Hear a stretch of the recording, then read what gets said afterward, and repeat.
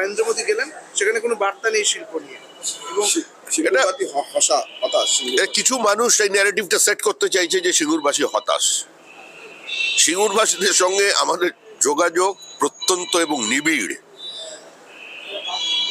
প্রধানমন্ত্রী স্পষ্ট করে দিয়েছেন যে আইন শৃঙ্খলার অবনতি যদি হয়ে যায় সেখানে আর কোনো বিনিয়োগ হয় না।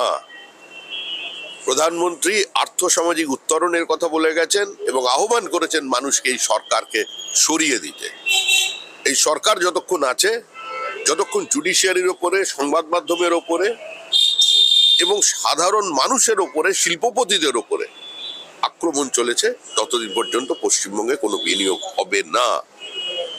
যারা বলছেন সিঙ্গুরবাসী হতাশ, তারা সিঙ্গুরবাসীকে আশার আলো দেখাচ্ছেন না কেন?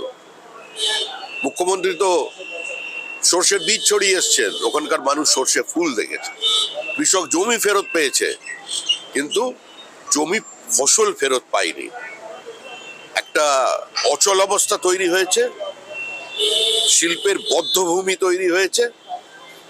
মুখ্যমন্ত্রী পশ্চিমবঙ্গের শিল্প সম্ভাবনাকে ধ্বংস করে দিয়েছেন। এ রাজ্যের শিল্পপতিরা ভিন রাজ্যে বিনিয়োগ করছেন। যারা বিজিবিএস এর মঞ্চে দাঁড়িয়ে থাকেন মুখ্যমন্ত্রীর পাশে, তাদের 9 বছরের ব্যালেন্স শিট দেখুন, তারা কোথায় বিনিয়োগ করেছেন পার্শ্ববর্তী রাজ্যে। সুতরাং তৃণমূল কংগ্রেস যাচ্ছে, তৃণমূল কংগ্রেস চলে যাচ্ছে এবং সিঙ্গুরের ওই মাটিতেই শিল্প হবে।